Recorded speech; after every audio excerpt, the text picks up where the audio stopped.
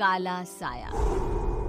यूं तो बनारस घाट अपनी खूबसूरती के लिए बहुत प्रचलित है, पर घाट के किनारे कई राज लिए बैठे हैं। ये कहानी शुरू होती है बनारस के घाट के पास बने ममता निवास से, जहाँ प्रिया लाल जोड़े में ममता के घर उसकी बहू बनकर आती है।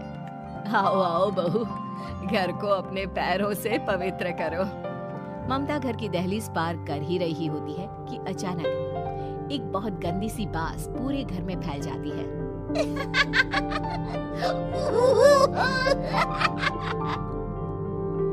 ये बदबू और ये आवाजें, ये कौन हंस रहा है माँ? अब ये पड़ोसी ना हमारे थोड़े अलग से है। कहाँ हम शाकाहारी और ये मांस मच्छी खाने वाले। छोड़, तू ध्यान मत दे और गृह प्रवेश कर। और हाँ बहू, अपनी सास की एक बात हमेशा याद रखना, इन पड़ोसियों से तो कभी बात नहीं करेगी। अच्छे लोग नहीं है ये। अपनी सास की ये बात मानेगी ना बेटा? हाँ माँ, जो आपकी मर्जी, मैं उनसे बात नहीं करूंगी। अगले दिन प्रिया अपनी पहली रसोई बनाने रसोई घर में जाती है। ये छोटी बात तो नाक में जा रही है। एक काम करती हूँ, खिड़की खोल देती हूँ। प्रिया खिड़की खोलने जाती है। इतने जाले, लगता है इस खिड़की को कभी खोला ही नहीं गया। पर ऐसा क्यों? ओह, नॉन वेज की स्मेल आती होगी ना। 2 मिनट के लिए खोल लेती हूँ, फिर बंद कर दूंगी। प्रिया खिड़की खोलती है। खिड़की खोलते ही उसकी नजर सामने वाले घर की खिड़की पर पड़ती है, जहाँ एक लड़की खड़ी होती है। हाथों में मेहंदी, लाल रंग की साड़ी, बिल्कुल सजी धजी, मानो प्रिया की तरह ही वो भी नई नवेली बहू हो। वो प्रिया को देखकर मुस्कुराती है। हे भगवान, माँ ने तो इनसे बात करने को मना किया था। प्रिया फौरन ही खिड़की बंद कर देती है और तवे पर चढ़े रोटी की ओर देखने लगती है, पर वहाँ रोटी न होकर मछली पड़ी होती है। ये क्या? पहली ही रसोई में इतनी बड़ी गलती। हे भगवान, अब मैं क्या करूं? प्रिया बहुत डर जाती है और फौरन रसोई की सफाई करने और फिर सभी के लिए खाना बनाने लग जाती है। जब वो सबको खाना परोसती है, सब तो ठीक है, मैं बेकार में चिंता कर रही थी। हे भगवान, ऐसे ही बस अपनी कृपा बनाए रखना। रात के वक्त जब सब सो रहे होते हैं, तब प्रिया को पायल की आवाज सुनाई देती है, जिससे उसकी आंख खुल जाती है। ये पायल की आवाज कहाँ से आ रही है? प्रिया उठकर उस आवाज के पीछे छत की सीढ़ियों तक जाती है। तभी उसे बच्चे के रोने की आवाज आती है। प्रिया छत पर जाती है तो क्या देखती है? वही लाल साड़ी वाली लड़की अपनी गोद में एक नवजात बच्चे को घुमा घुमा कर सुला रही है। तभी प्रिया की नजर उसके पेट पर पड़ती है। ओह गॉड, ये तो प्रेग्नेंट भी है। सुनिए, बच्चा सो नहीं रहा है क्या? मैं कुछ मदद करूं? नहीं नहीं, आपके घर वालों को अच्छा नहीं लगेगा, मैं संभाल लूंगी। स्नेहा की गोद से बच्चा हाथ मारकर प्रिया की गोद में आने को छटपटाने लगता है। दोनों घर अगल बगल में बने होने के कारण प्रिया उस बच्चे को गोद में ले लेती है। प्रिया के पास आते ही वो सो जाता है। बच्चे का वो स्पर्श रात भर प्रिया भूल नहीं पाती और अगली सुबह वो छत पर कपड़े सुखा रही होती है। तभी उसे एक औरत इशारा करके बुलाती है। स्नेहा कह रही थी बाबू तुम्हारी गोद में आते ही सो गया। मैं गौरी, स्नेहा की माँ हूँ। बहू, घर आना, बाबू को खिला भी लेना। शाम को जब घर पर कोई नहीं रहता, बच्चे से मिलने के लिए प्रिया छिपकर अपनी पड़ोसन के घर चली जाती है और कुछ देर बच्चे को खिलाकर वापस लौट आती है। इसके कुछ दिन बाद ही प्रिया को पता चलता है कि वो माँ बनने वाली है। ममता की खुशी का ठिकाना नहीं रहता।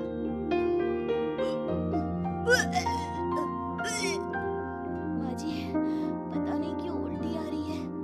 प्रिया भागती हुई वॉशरूम में जाती है तो हरे और लाल रंग की उल्टी करती है। उस उल्टी में से कीड़े निकलते हैं। ये क्या? खून और ये कीड़े। माँ, माँ! प्रिया की आवाज सुनकर ममता दौड़कर आती है, पर बेसिन में कुछ नहीं होता। प्रिया हक्की बक्की रह जाती है। ये सब क्या हो रहा है? प्रिया घबरा जाती है और अपने कमरे में जाकर सो जाती है। डर के कारण वो इतनी थक जाती है कि उसकी आंख लग जाती है। तब उसे ऐसा लगता है उसके पेट पर मानो कोई बैठा हुआ हो। कौन हो? प्रिया के पेट पर एक 5 महीने की बच्ची बैठी हुई थी, जो बुरी तरह जली हुई थी। माँ, तुम ही मुझे चिल्लाई ना अपने पेट में।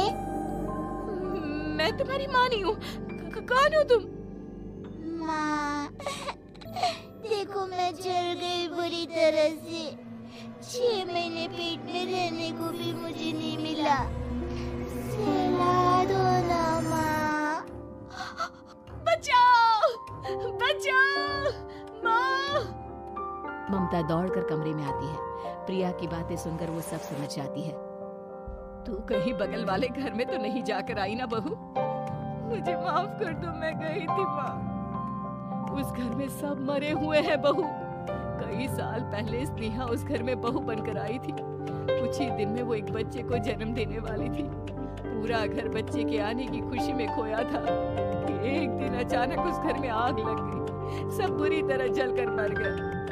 गौरी आज भी दादी बनने का इंतजार कर रही है और इसीलिए स्नेहा ने अपना अजन्मा बच्चा तुम्हारी कोख में डाल दिया। ममता ये कह रही होती है कि पीछे से उसके पैरों को एक बच्चा पकड़ लेता है।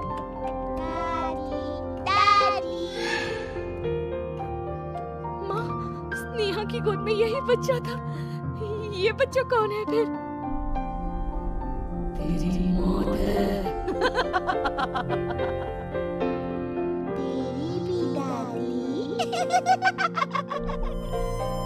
जिसका ममता को डर था वही हो गया। ममता निवास के ऊपर मौत ने चादर बिछा दी थी। प्रिया का पेट ऐसे ही बढ़ जाता है मानो 9 महीने का हो। 2 हाथ उसके पेट से बाहर निकलते हैं। बहू, संतोष को फोन कर, किसी पंडित जी को बुला बहू। प्रिया का पति भागता हुआ घर आता है। ये तो होना ही था माँ। तेरा बाप तेरे सामने आ गया तो तू सह नहीं पा रही है। स्नेहा घर में आग लगी नहीं थी, माँ ने लगाई थी प्रॉपर्टी की लालच में। और वो बच्चा मेरी पहली पत्नी का बच्चा है, मेरा बेटा, जो कि उस आग की चपेट का शिकार हो गया था। मैंने तुमसे ये सब माँ के कहने पर छुपाया था। मुझे माफ कर दो प्रिया। तुम अगर चाहो तो यहाँ से जा सकती हो। मैं तुम्हें किसी भी बंधन में रखना नहीं चाहता। मेरी शादी हुई है आपसे, मैं आपको छोड़ नहीं सकती, पर उससे पहले हमें स्नेहा, उसकी माँ और बच्चे की आत्मा की शांति करवानी होगी। संतोष और ममता गौरी के घर जाते हैं। अंदर सब कुछ जला हुआ होता है। जमीन पर जली हुई लाशें बिखरी हुई थी। ममता रो रो कर अपनी करने की माफी गौरी से मांगती है। प्रिया स्नेहा के घर वालों का अंतिम संस्कार करवा देती है और ममता निवास फिर से आत्माओं के साए से मुक्त हो जाता है।